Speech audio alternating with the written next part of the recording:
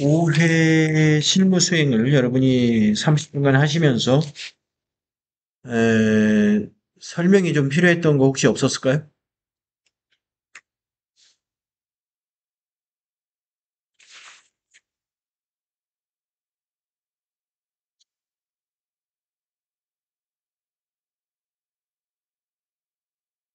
음, 주택정보관리의 그 전기분 손익계산서는 고치고 나서 수행 2번을 꼭 해야 되는 거 놓치지 말라고 말씀드렸었죠.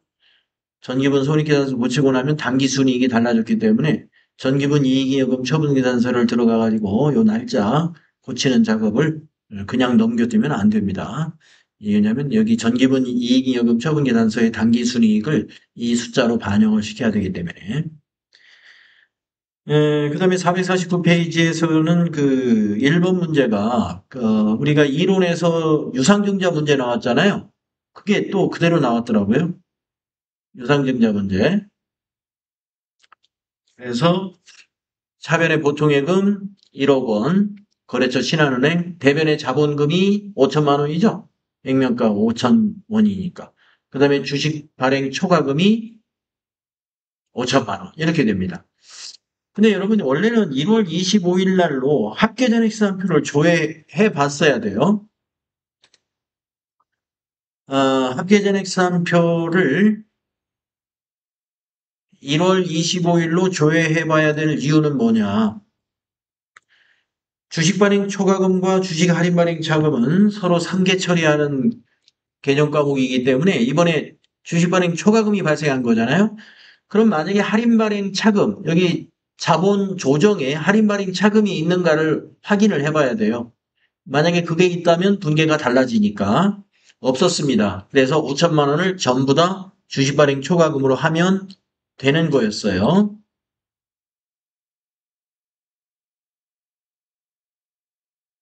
네. 뭐 이 문제에서 질문 없었고, 그 다음 약소금, 외상 매출금의 일부를 어음으로 받은 거,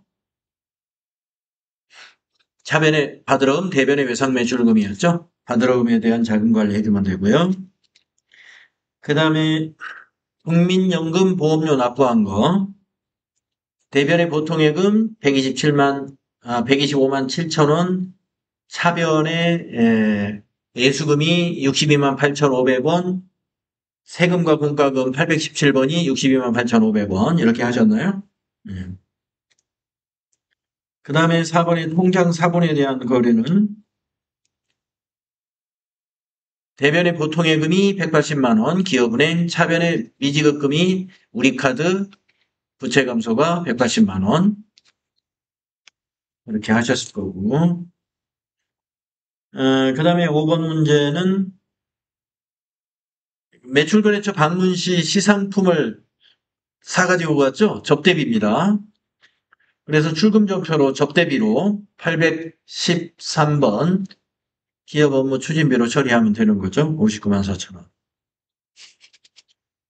그 다음에 부가가치세 문제 1번은 11번 과세 매출로 해서 전자세금계약서 발급 전송하면 되죠. 계약금은 선수금이죠. 선수금.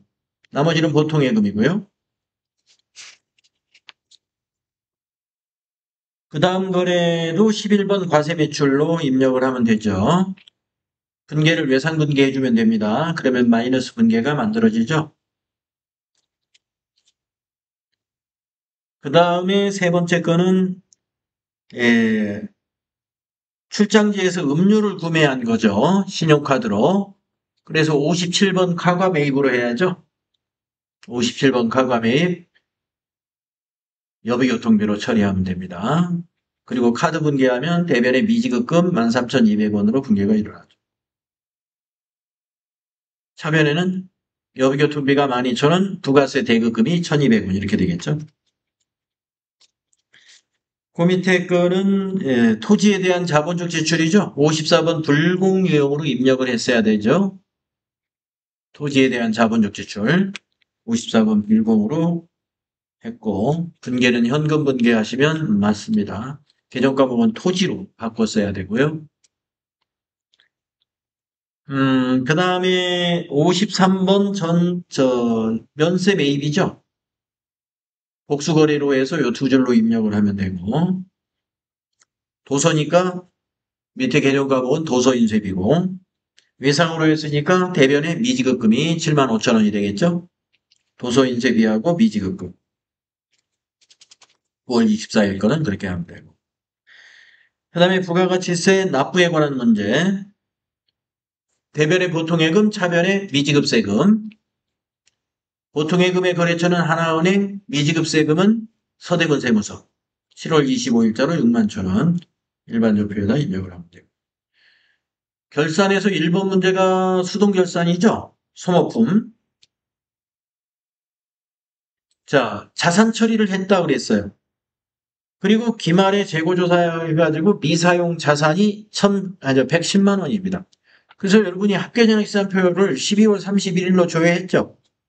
조회해보니까 소모품이 얼마였어요? 200만 원이 있었죠? 200만 원. 차변 잔액이.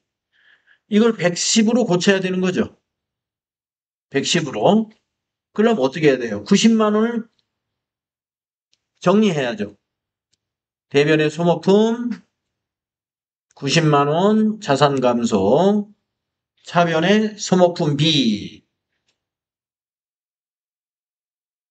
90만 원 비용 발생. 그렇게 12월 31일 일반 전표에다가 1번 전표로 입력을 했죠. 그리고 나서 결산자료 입력에 가서 기말상품 재고액에다가 3,200만 원 입력했죠. 그리고 전표 추가 넣으셨죠. 그런 다음에 손익계산서 작성했나요? 그 다음에 이익잉여금 처분계산서에서 아니오로 작성을 하고 두 개의 날짜 이거 입력한 다음에 전표 추가 눌렀죠. 그리고 재무상태표를 조회하면은 재무상태표에 에러 없이 이와 같이 작성이 됩니다. 네, 여러분 질문 안 하셔가지고 제가 빠르게 한번 쭉 훑어봤는데 혹시 추가 질문 없으실까요?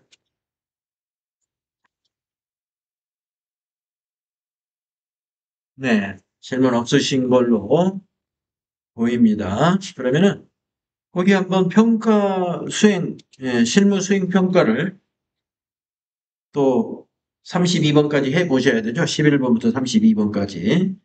이런 문제는 한 15분 정도 안에 여러분이 해결하면 됩니다. 네, 각자 해 보십시오.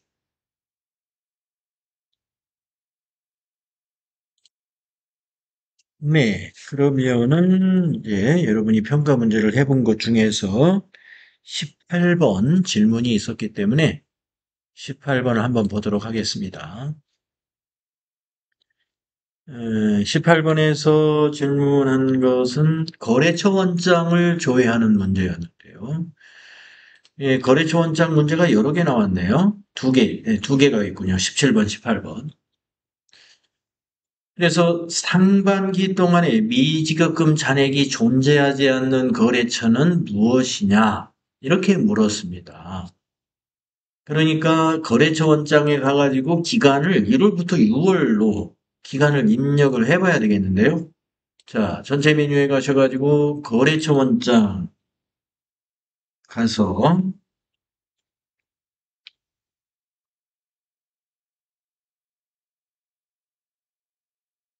1월부터 6월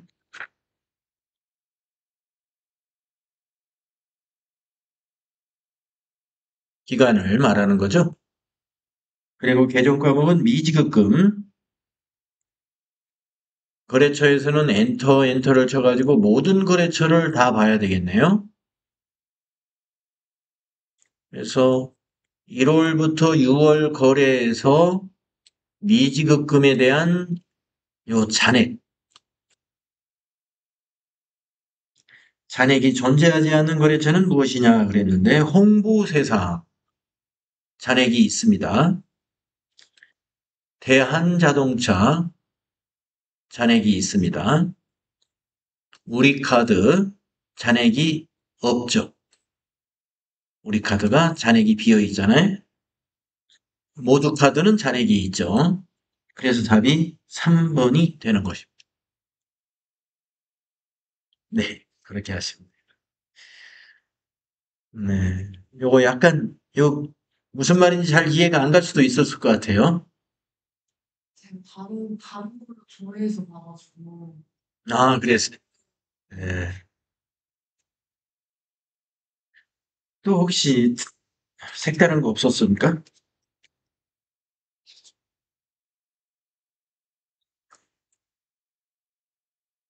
다양한 장부에서 질문을 했는데요.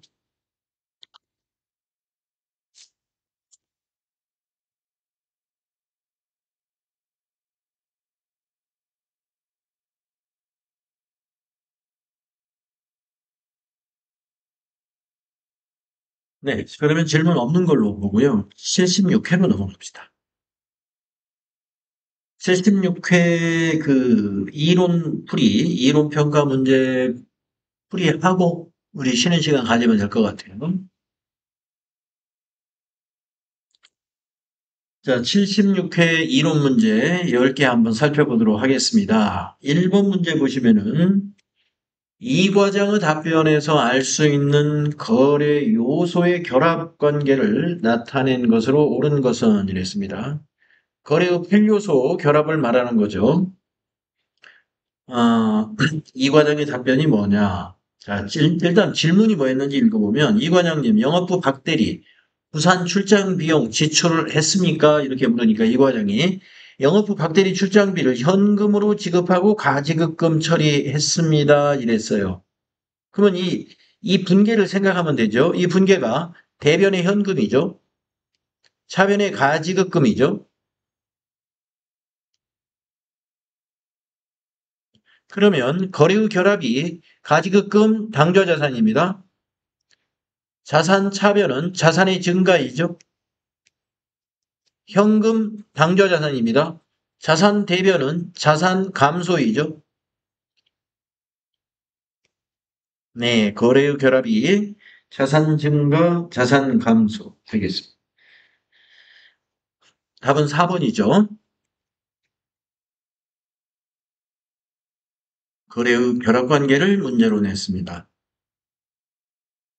다음에 2번을 보시면은 다음에 해당하는 재무제표는 이랬어요. 영업활동, 투자활동, 재무활동에 대한 정보를 제공한다라고 했고 일정 기간 동안에 기업의 현금 흐름과 현금의 유출에 대한 정보를 제공하는 재무제표가 있죠. 현금 흐름표라고 하는 것입니다. 네, 우리가 이제 현금 흐름표 작성에 관한 것은 공부하지 않았어요. 하지만 우리 재무회계 이론 앞부분에서 재무제표 부분에서 현금 흐름표에 대한 약간의 설명이 나와 있는 부분이 있어요. 그게 바로 현금 흐름표를 이렇게 설명하고 있는 거거든요. 그래서 현금 흐름표가 어떤 재무제표인지는 여러분 알아두셔야 돼요. 예. 작성에 관해서 문제를 내지는 않습니다만은 이론적으로 우리 재무제표, 상장 기업의 재무제표에 현금 흐름표라는 걸 작성을 해야 되는데 현금 흐름표라는 것은 어떤 재무제표냐 하는 것을 요약 설명하는 요 내용 알아둘 필요가 있습니다. 답은 3번이죠. 자, 다음 문제 보시면은요. 다음 중 도매업을 영위하는 기업의 손익계산서상 영업이익에 영향을 미치지 않는 거래는 이렇게 물었습니다. 자, 영업이익에 영향을 미치는 거 여러분 아시죠? 매출액, 매출원가, 판매관리비. 이 세 가지가 영업이익에 영향을 미치는. 그 미치지 않는 거래라는 것은 매출액도 관계없고 매출 원가하고도 관계없고 판매 관리비와도 관계없는 영업의 비용이라든가 영업의 수익이라든가 이런 거겠죠. 자, 그러면 1번 보겠습니다. 직원들에게 지급할 명절 선물을 현금으로 구입했다. 복리후생이에요. 판매 관리비니까 영향을 미치죠. 그다음에 2번. 회수 불능 채권에 대한 대손을 처리했다. 매출 채권에 대한 대손을 처리할 때 대손 상각비 발생할 수 있죠. 판매 관리비. 다음에 4번. 단기 차입금에 대한 이자 비용을 보통예금 계좌에서 이체하였다. 이자 비용은 영업의 비용이죠. 그래서 답은 3번. 영업이익하고는 관계없겠습니다. 4번 본사 건물에 대한 보험료를 비용으로 계상하였다. 보험료, 판매관리비죠. 네, 그래서 답이 4번이 된다. 다음에 4번을 보겠습니다. 다음 재무제표상 계정 과목을 유동성 배열에 의한 유동성 배열법에 의해 배열한 것으로 옳은 것은 이랬습니다. 자, 우리 재무제표 상에서 자산, 부채, 이거는 유동성 배열의 원칙에 의해서 배열해야 해요. 자산은 당좌자산, 재고자산, 투자자산, 유형자산, 무형자산, 기타 비유동자산 이런 순서대로 배열을 해야 되죠. 네, 보니까 전부 자산이네요. 자, 자산 중에서 당좌자산이 맨 위에 올라가야 됩니다. 당좌예금 하나가 있네요. 당좌예금. 그러면 납원이 맨 위에 올라가야 돼요. 자, 그 다음에 당좌자산 다음에 재고자산이 오는 거죠. 네, 재고자산이 제품이 있네요. 그 다음에 가가 와야 돼. 자, 이제 유형자산 유동자산 끝났고, 이제 비유동자산에 가서 투자자산이 먼저 나오는 거죠. 투자자산은 안 보입니다. 그 다음에 유형자산이 와야 돼요. 유형자산도 안 보입니다. 그 다음에 무형자산이 오는 거예요. 무형자산은 개발비가 있네요. 마지막으로 아니요. 기타의 비유동자산이 맨 밑에 오는 겁니다. 기타의 비유동자산이 임차보증금이죠. 답이 2번이다. 네, 자산 계정을 유동성 배열에 의해서 배열이 되어 있습니다. 그러니까 우리가 지금 어느 회사의 재무상태표를 딱 조회하게 되면은 순서가 이렇게 배열이 되게끔 되어 있어요.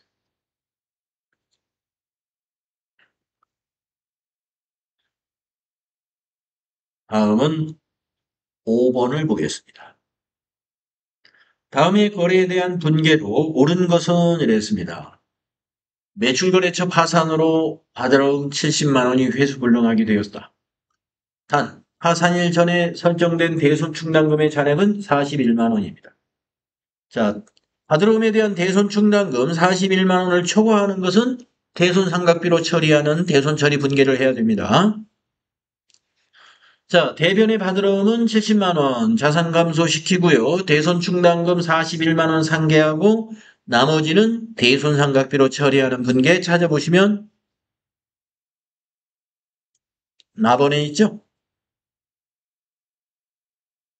네. 대손처리 분계에 나번이 맞았어요.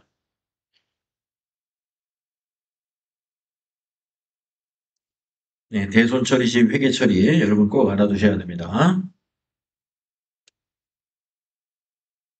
다음은 6번으로 가보겠습니다. 다음 자료를 토대로 회계처리 시 차변의 개정 과목으로 옳은 것은 네, 분계 문제입니다. 본사 업무용 건물에 중앙 집중식 냉난방 장치를 설치했고요. 이 설치로 인해서 건물의 가치가 증대했으면 건물에 대한 자본적 지출이죠. 그러므로 차변은 건물이 돼야 되겠네요. 건물에 대한 자본적 지출. 답은 4번이 되겠습니다.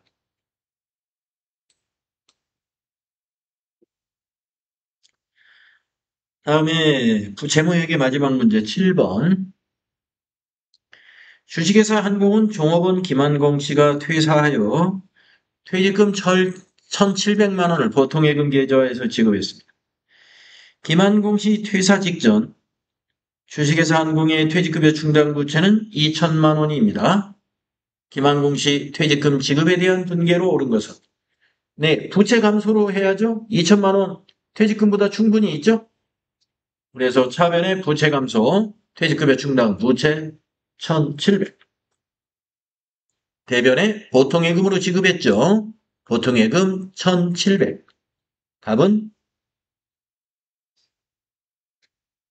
4번에 있습니다. 퇴직금 지급 시 회계 처리를 말하는 거예요.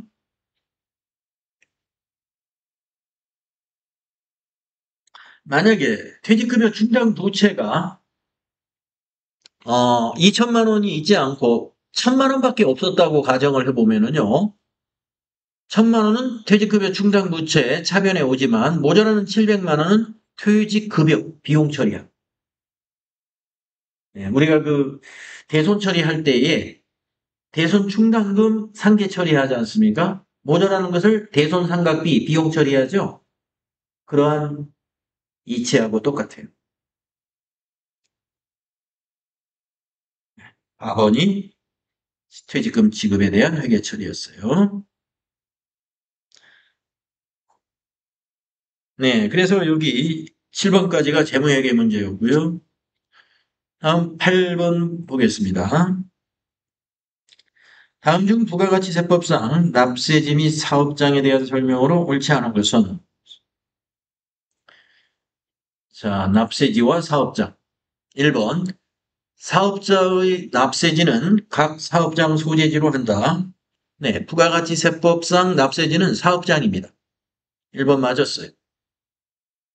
2번 임시사업장은 사업장으로 보지 않는다. 맞아요.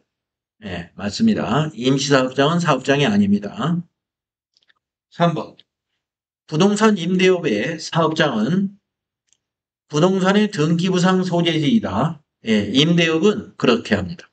그 부동산의 등기부상 소재지가 사업장이에요. 4번 직매장과 하치장은 사업장으로 본다. 직매장은 사업장이 맞지만 하치장이 사업장이 아니거든요. 네, 그래서 4번이 옳지 않다. 네, 사업장에 대한 문제였고 다음에 9번을 보시게 되면 부가가치세법상 세금계산서에 대한 설명으로 옳지 않은 것은 이랬어요. 세금계산서에 대해서도 문제가 많이 나오죠. 1번 사업자가 과세대상 재화 또는 용역을 공급하는 경우에는 공급받는 자에게 세금계산서를 발급하여야 하며 해당 세액은 공급받는 자로부터 징수하여야 한다. 네, 공급하는 자가 발급하는 거고 공급하는 자가 공급받는 자에게 세금을 징수해야 돼. 거래 징수라고. 1번 맞았죠? 다음 2번. 영세율 적용 대상 재화 또는 용역을 공급하는 경우에는 세금계산서 발급 의무가 없다. 우리가 영세율 적용이라 하더라도요, 직접 수출한 경우에는 의무가 없어요. 외국 법인에게 직접 수출하는 경우. 하지만 국내에서 수출 재화를 임가공한다든가 해서 국내 업체 간의 영세율 거래가 있을 수 있습니다. 이럴 때는 세금계산서를 발급할 의무가 생기게 돼요. 그것을 우리가 영세율 세금계산서 발급이라고 합니다. 그래서 2번은 틀린 거예요. 의무가 전혀 없는 게 아니라 직접 수출하는 경우에만 의무가 없는 거예요. 그래서 옳지 않은 것은 2번이다. 그러면 3, 4번 맞았나 볼까요? 과세사업자는 세금계산서의 발급 여부와 관계없이 부가가치세를 거래징수하여야 한다. 그렇습니다. 과세사업자가 세금계산서를 발급을 안 했다 해서 세금을 징수하지 않았다고 말할 수 없어요. 세금계산서 발급 여부하고 관계없이 거래징수한 걸로 간주합니다. 다음에 4번. 공급가액과 부가가치세액은 세금계산서의 필요적 기재사항이다. 그렇습니다. 작성일자, 그 다음에 공급가액과 세액, 그 다음에 공급자의 등록번호, 주소, 성명, 또 공급받는 자의 등록번호, 이런 내용이 세금계산서의 필요적 기재사항인데 여러분 정리되어 있나요? 세금계산서의 필요적 기재사항. 네. 그래서 옳지 않은 것은 2번이었습니다. 그 다음에 10번을 보시면요. 다음 자료를 토대로 과세사업자인 주식회사 한공의 25년 제2기 부가가치세 예정신고기간의 과세표준을 계산하면 얼마인가? 과세표준, 공급가액을 말하는 거죠. 자, 세 가지가 있는데 가번 상품 외상 매출액 1,500만 원, 매출 할인 100만 원 차감 전이랍니다. 여러분 과세 표준에서 매출 할인, 매출 애누리, 매출 환입은 차감 항목이에요. 그래서 빼줘야 됩니다. 여기서는 1,400만 원이 과세 표준이고요. 납업. 거래처에 증정한 상품 100만 원인데 시가는 200만 원입니다. 매입 시 매입세 공제를 받은 내용입니다. 그러면 시가를 과세 표준으로 신고해야 돼요. 매입세 공제를 받은 상품을 거래처에 증정한 것은 사업상 증여로 우리가 과세합니다. 200만 원에 대해서 과세를 합니다. 다음에 답은 광고 선전용으로 무상 제공한 견본품. 네, 우리가 아까 납은 무상으로 증정한 거고 답은 무상으로 견본품을 준 겁니다. 그래서 이건 사업상 증여로 보지 않습니다. 견본품은 공급가액이 아니에요. 즉 과세하지 않는다. 따라서 이 세 개의 자료를 보고 우리가 과세 표준을 얼마라고 해야 되느냐? 1,400, 그 다음에 200. 그래서 답은 2번이 되는 겁니다. 2번. 네, 또 76회 10개 이론 문제를 또 우리가 정리를 해 봤습니다. 네, 여러분, 제가 빠르게 설명을 했는데, 혹시 추가 질문이 있으면 질문하시면 되겠어요.